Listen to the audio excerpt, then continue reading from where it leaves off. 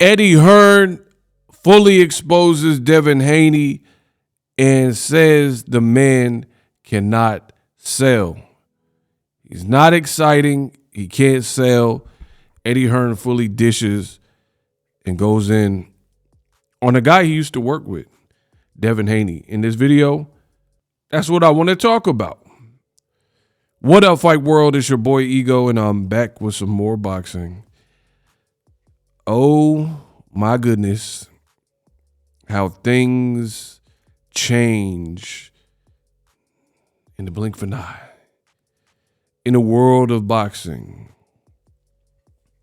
Eddie Hearn continues to do interview after interview, going all the way in and condemning Devin the Dream Haney, and it's looking like a nightmare. The man is really adding to the damage that has been done in the last couple years with Devin's resume. I will give you my thoughts, but I want you to hear verbatim what he said at a recent media scrum. Roll the clip.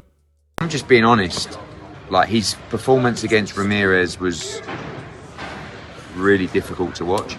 And although he beat Brian Norman, and it's a massive achievement, I just think that he's not fighting to his capabilities. I think he's gun shy. But I still, if you listen to my interviews, what I say is I give him respect. He deserves that respect and credit because he's a 3-division world champion. He is a good fighter, but I just don't think he's exciting to watch. I don't think he's going to be a draw outside of getting paid for those Saudi events. And I think if that stopped, you'd see that quite quickly. But he's a very good fighter. He's tough to beat. But if you think that was exciting to watch, you're telling porcupines. Wow. Again, he's like, if you think his fight was exciting to watch, you're basically fibbing. You're fibbing, mate. If you listen to my interviews, what I say is I give him respect. He deserves that respect and credit because he's a 3-division world champion. He is a good fighter, but I just don't think he's exciting to watch. I think he's exciting to watch. I just don't think he's exciting to watch. But I just don't think he's exciting to watch. But I just don't think he's exciting to watch. But I just don't think he's exciting to watch. I don't think he's going to be a draw outside of. He's going to be a draw. I don't think he's going to be a draw. Watch. I don't think he's going to be a draw. Watch. I don't think he's going to be a draw.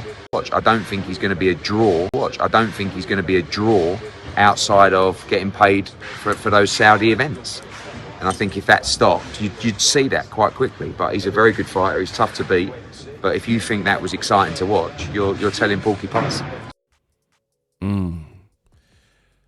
Man, it's crazy given the fact that Eddie Hearn was the first promotional company, his company, that Devin, when he was doing those fights in Mexico and he turned pro with Matchroom.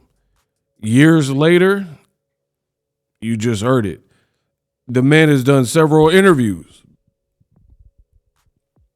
He has not said anything polite or kind to Devin Haney. And it's a bit passive aggressive. Like he's a great fighter or he's a good fighter. Tough to beat. You got to give him credit for being a 3X champion and beating Brian Norman. But it's terrible to watch. It is boring to watch. He also did another interview, which I made a video about that, and Eddie Hearn said everybody in the front row didn't enjoy Devin Haney versus Brian Norman. And he implicated Turki Al-Sheikh. He was like, Turki was right there, and no comment, but alluding or insinuating that even Turki was not like super impressed or blown away.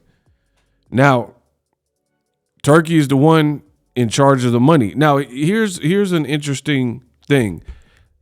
Not even just in boxing, but in the world, there are reports, and you guys, a simple Google search will pull this up, but there are reports that are suggesting that the Saudi purse strings could tighten, right? And the Saudi Entertainment Fund was once this big, and that budget is shrinking. That's what the reports are saying, that the budget is shrinking. They're not going to be, utilizing that, or just there's going to be less money available for these little programs and whatnot. Again, don't take my word for it. All you have to do is type it in on Google, and I know for a fact you'll be able to bring it up because many people have reported it. They're like cutting the budget or something.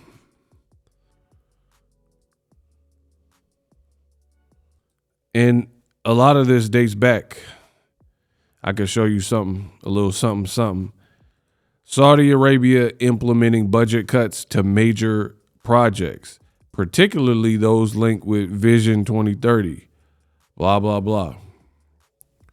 Saudi budget deficit shrinks. Blah, blah, blah. IMF says Saudi Arabia has cut spending enough.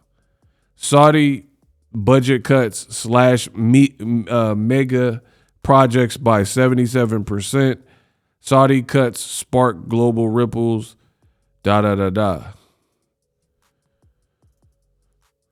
layoffs, cuts slow giga projects. Further Saudi spending cuts loom as oil sinks, right? So this has been going on earlier in the year. You got to keep in touch with the world and what's happening in the world. Like, obviously boxing is great, but there's other things going on in the world. You got to be in touch. But look, it's like Saudi is not cutting the overall budget, but it is scaling back funding for certain massive projects and reevaluating the budget, right?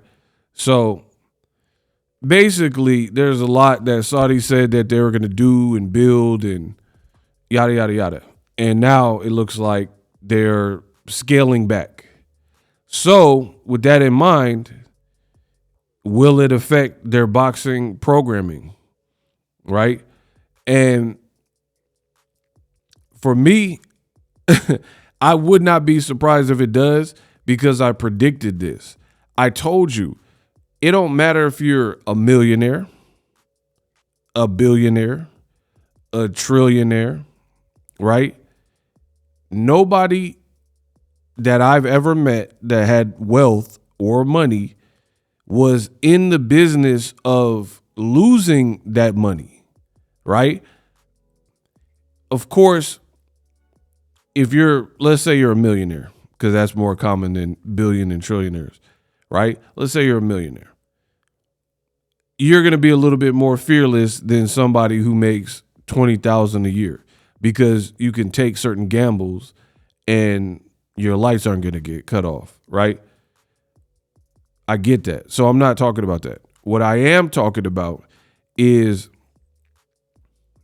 you don't want to lose large sums of money frequently, period. I've never met a person. So for me, I've already went over it. Canelo, Crawford, definitely Crawford and Madrimov. A lot of these fights have not been profitable. They're talking about Crawford, Madrimov. They lost over $10 million or whatever, right? These fights aren't cracking.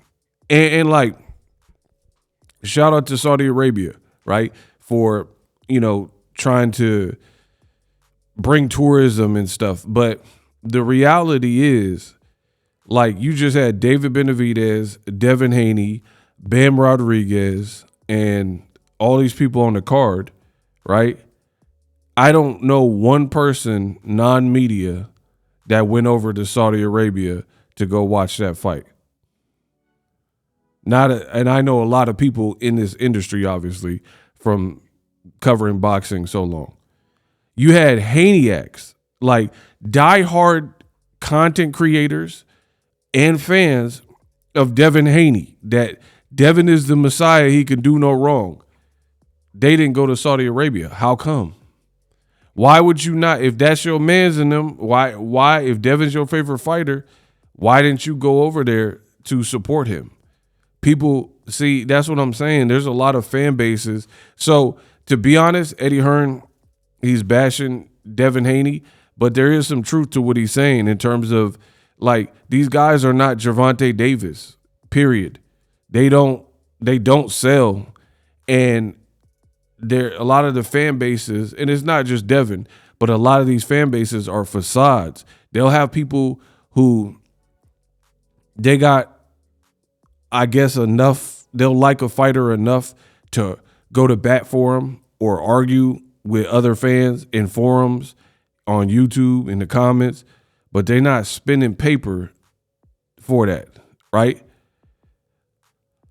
When I went to Tank's fight in Baltimore, people who weren't from Baltimore or the surrounding area, like DMV, were at the fight. I seen them. Adrian Broner, Floyd Mayweather, and other just random people. They were at the fight. I was there, right? So Tank, people travel for Tank. When he's fighting Frank Martin in Vegas, you know, when he's fighting Roley in New York, people are traveling. Devin Haney, Eddie Hearn's telling you, he promoted him. He was like, you could say he's hating, but my thing is this. Hating, to me, telling the truth is not hating. Now, you could say he wasn't doing this when he was working with Devin Haney. That part is true. But that's how it usually works with a lot of people in boxing. You know, Eddie Hearn didn't have no negative things to say about Devin Haney until he's not really under the banner. And now he got Jerron Boots Ennis, he got Conor Ben, and he got Ben Whitaker, you know what I mean, people like that, and AJ still. So he don't care about Devin Haney. And Tank, he tried to tell you, he said Eddie Hearn's a snake in the suit. I don't trust that guy. Boxing Ego, I told you, Eddie Hearn, and here's the funny thing. The funny thing is people like Boxing Ego let you know what it is. Tank let you know what it is. And we were condemned for it by the Haneyacks. And then the funny thing is now the Haneyacks are mad because Eddie Hearn keep doing these interviews, bad-mouthing Devin Haney. And the Haneyacks were the ones that were trying to do business with Eddie Hearn and linking up with him. And then you see how quick he switched up as soon as he felt the need to, right? And I find that kind of funny. Shout out to Eddie Hearn for that because it's funny. At least he's just being, you know, he's cutthroat. You're in the cutthroat business. Now the gloves are off. Devin Haney called him a fake dude on Twitter, and I don't think it's been repaired ever since then. You dig? So it is what it is. That's their relationship. But it's funny because people like me and Tank tried to tell y'all about it, and y'all didn't want to hear it. All of a sudden, the Haneyacks loved Eddie Hearn. Now they hate him, and now they mad at him because he cooking Devin Haney, saying he's not exciting, he's boring, he don't sell. Now they're mad at Eddie Hearn. It is so funny how that works out. So I don't really have a take on that specific. This is their relationship. It definitely soured for whatever reason. And it's funny to me because I warned y'all about this. Y'all was like, nah, Eddie Hearn. When Eddie Hearn worked with Devin for the Regis fight, y'all loved Eddie Hearn. Now he's keeping it real on what he feels about Devin. He said he gun shy. He not making the same plays. He don't look as confident. His fights are boring. Now all of a sudden, the Haneyacks, being who they are, they don't like Eddie Hearn. But they just, when Rematch Room was doing the Regis fight, they loved him. And not to mention, Devin Haney brought Eddie Hearn along for a Golden Boy promotion when he fought Ryan. Right? He did not have to, Eddie Hearn had nothing to do with that. But the Haneys went out of their way to request Eddie Hearn be an additional set of eyes. So they went above and beyond to continue working with Eddie Hearn, even though they had just did a deal with Top Rank and they didn't have no contract with Eddie Hearn, and they still brought him along. And apparently Eddie Hearn don't care. He's like, I'm not making money with them now. I'm going to tell them exactly how I feel. And it's been friction ever since. So I find it funny. Live streaming can be tough, which is why I use StreamYard. Click the link in the description for StreamYard, which is an awesome tool that enables you to set up your stream with ease of use. Get great results with live streaming. It's what I use. Stream to social media with ease with StreamYard. Live streaming is here to stay. Engage with your audience using StreamYard. Great way to reach out to your audience and connect. So you need a tool that can do that.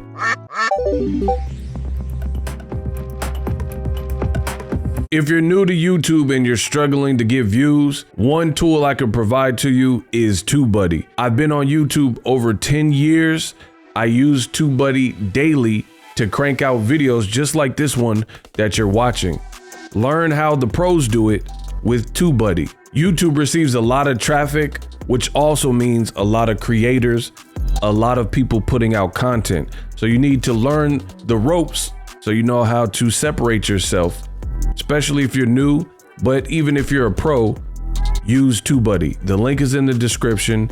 Get more views, more subscribers, and a higher click-through rate. So ultimately you can realize all of your online goals. Use my affiliate link in the description and grow your channel fast.